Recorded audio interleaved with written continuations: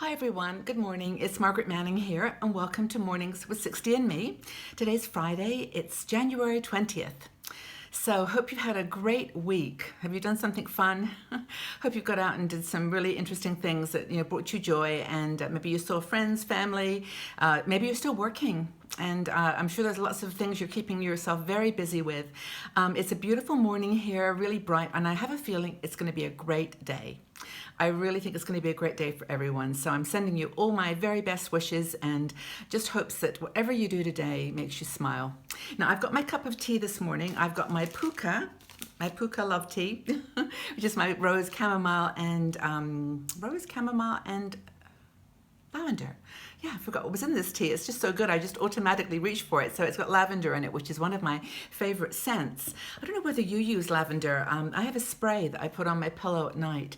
Helps me go to sleep sometimes. It's a really beautiful scent. So anyway, that's my favorite tea. I've got a cup of tea for the morning, so I hope you have too. And I wanted to share with you something today that I think is a good topic for a Friday. I think we can take it today. We're all living such beautiful, busy lives. We've got so much going on. We're living life to the full. It's not the usual thing to want to think about your death. And I know that mortality is a topic that we don't want to talk about very often, but when we do talk about it, it's primarily because we have concerns about how it will impact our family and our friends. And I think that that's one of the big concerns is that that we want to make it easy for them. So we plan ahead, hopefully, and have a conversation with them as to what we want to happen. At this point, it's a celebration of our lives. We've hopefully done everything that we wanted to do, and we're really living life fully. So when it does come that we have to go, our families know what our desires and our wishes are. So ideally it is a two-way conversation, but not every family has the comfort zone with this. So I wanted to share with you a little bit of my own journey and hopefully give you some thoughts and ideas about how to make planning for death a practical, not a depressing thing, and hopefully that will help everyone that's got concerns. Now, you may not know this. I think I've mentioned it before, but when I was in my 20s, I met Elizabeth Kubler-Ross. I met her, for those of you who don't know her, she was a doctor who really brought the conversation about death and dying to the hospitals where she was working, and eventually just had such a huge impact on the world in this topic of bereavement and loss. And she wrote a book called On Death and Dying. She really sponsored that idea that a person who's dealing with a loss or bereavement goes through 5 stages. And you probably are familiar with her when I mention that. But anyway, I met her because my mom died when I was, was 21, I think. And, it was a big shock for me. And I discovered Elizabeth's book after that happened. So when I read it, it was so much of a help for me. I wrote her a letter and I said, thank you for that. And she said, that's great. And she actually answered the letter and said, I'm in Denver next week. Why don't we meet? So I thought, wow, great. So I met her and I became a very good friend of hers over the years. And I ended up working with her on her workshops that she did called Life, Death, and Transition. And these were workshops that were for people who were dying and were trying to deal with the process. And so she would invite dying patients, but also their family and friends. And it was a workshop of release and letting go, releasing anger, frustration, denial. And so I helped her organize her workshops in Europe because I had by then was moving back to the UK. So I knew her quite well, and I actually was asked to write a book on hospices. I wrote some articles for various newspapers that received really positive feedback, and so I was approached to write a book, which I did. It was called The Hospice Alternative, Living with Dying. And I wrote that back in, 80-something, 83, 84, before there were any hospices in the United States. There may have been a few in some small communities, but the hospice movement was only just getting started in the UK. So it was really an honor for me to have met Elizabeth, worked with her, and written this book. And learned a lot. It was a great life experience for me. So anyway, I tell you all this because the subject of bereavement and loss and dealing with death has been in my life for quite a long time, and it's really helped me with my own concerns. So that's a little bit of background on my experience. If you've got any thoughts on this too, by the way, as we go along, please leave them in the section below. I want this to be an interactive conversation on a subject that is tough. It's a tough subject. So, talking about the taboo around death, I mean, Elizabeth did a lot to break that taboo and get it into the open. But there are some organizations now that are doing some very wonderful things with dealing with the subject of bereavement and also planning for your death. Getting that conversation going with your family. And one of them is called Death Over Dinner. This is an organization in the United States. They were a group of doctors, and they started this group to really deal with the issue that a lot of Americans want to die at home. That is very common, that I want to be in the place where my family is, and that's where I want to die. But of course, a lot of them end up in hospital, in emergency situations, and don't have that opportunity. So they did this group called Death Over Dinner to have the conversation over dinner with family and friends before anything happened, when you were objectively able to look at it. And the website provides really wonderful interactive tools, questions you can ask, how to have as much as it can be a fun but funny and celebration of your life before it happens, so you can just get out there what your desires, what music you might like having to played, what kind of service you might want, if any, how you want your finances to be dealt with, or your social media accounts. That's a big one. What do you want to do with your Facebook group when you pass? So the site promises to be uplifting, promises to be positive, and I've never gone through a Death Over Dinner experience, but I think it's a really cool one to try if you want to have a little bit of framework for that conversation. Another one to look at is the Death Cafe.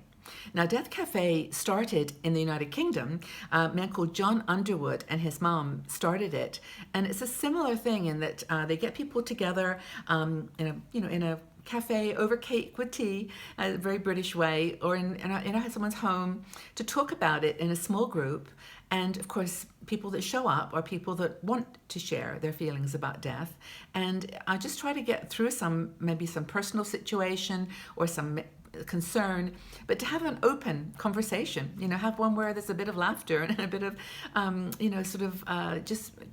dealing with it in a positive way. So that's Death Cafe. And I interviewed John Underwood. And if you look on our YouTube channel, you'll see the interviews with him. And he was a sweet man and very, very, had a magic about him. Having talked to so many people about it, he was so, I don't know, it wasn't really spiritual as much as it was just deep. He really got it. And I think the Death Cafe idea is now all over the world. And you can even have a Death Cafe meeting yourself.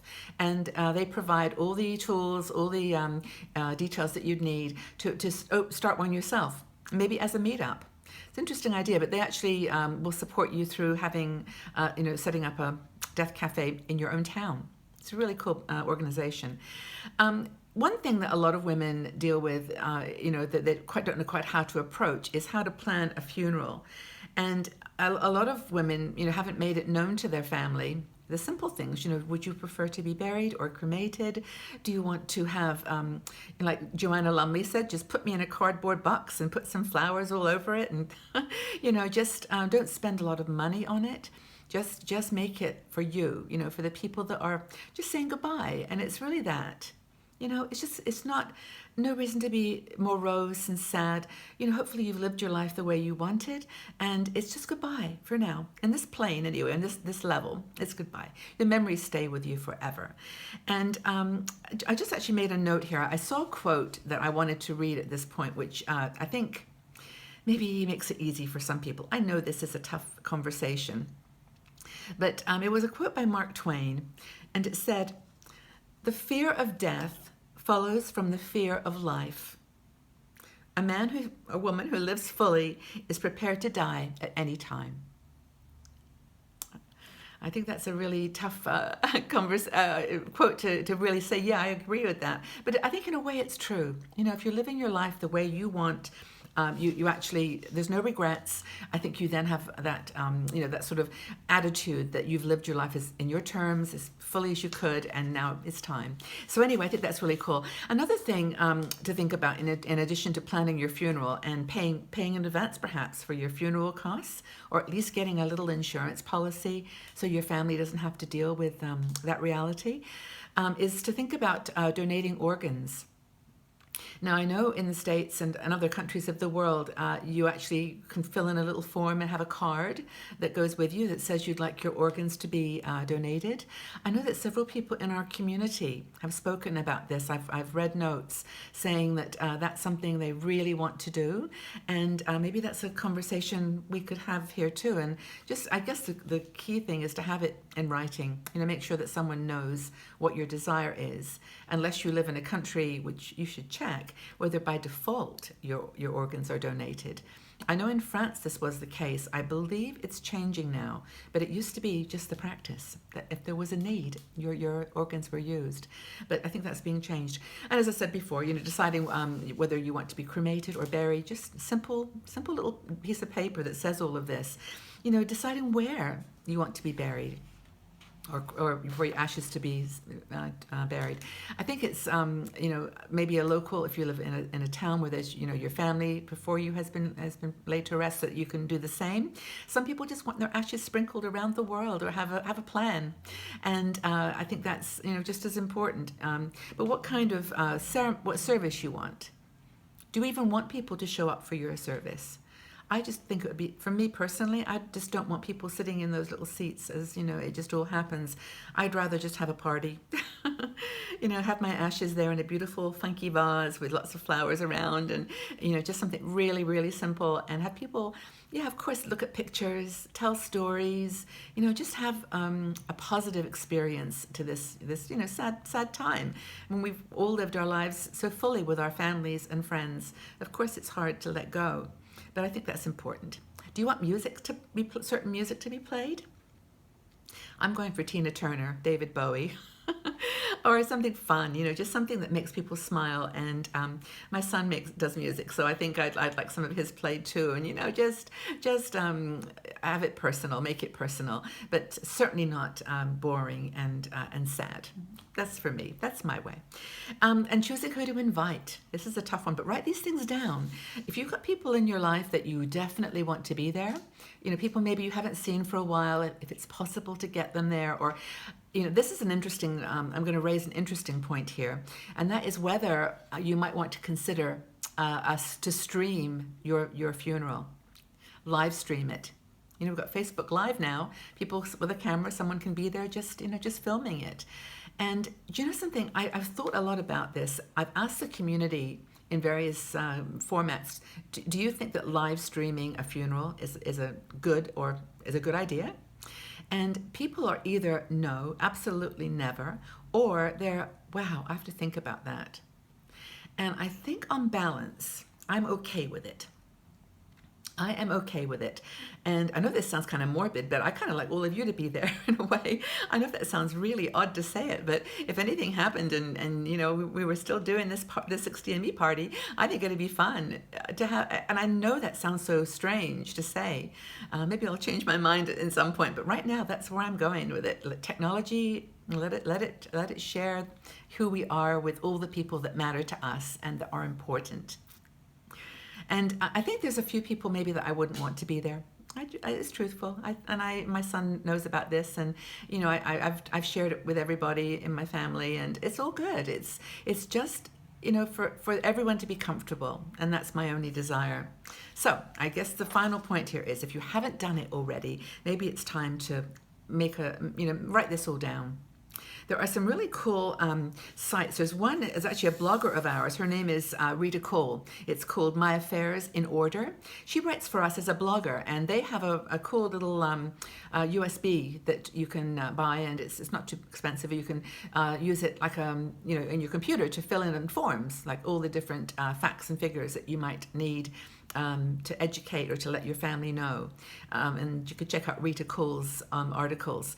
And also Gail Rubin is another person that is a blogger for us, and she's got a pretty eccentric view of dying and preparing for death and funerals, and I think she's pretty upbeat and fun, and we have articles by Gail Rubin as well.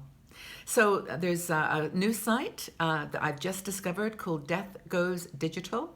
I sent an email to the gentleman that runs it. We know about each other, so he knows about 60andMe, and it's an interesting site. He's trying to take this next dimension of funeral and death planning to the digital age. And he's got some cool ideas. That's where I started this conversation about live streaming funerals. I think in the next 10 years it's going to be pretty common.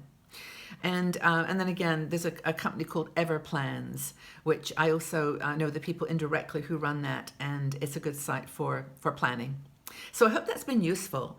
I wanted to give you as much information as possible, so we've gone a little over on time today, but I hope you found it useful. If you've got any comments, thoughts, feelings, concerns, just please leave them in the section below. We're here to help each other, to stand by each other's side. So look forward to hearing your comments and jumping in the conversation. And I also look forward to seeing you all back here tomorrow on Mornings with 60andMe. Take good care, everybody. Bye-bye for now.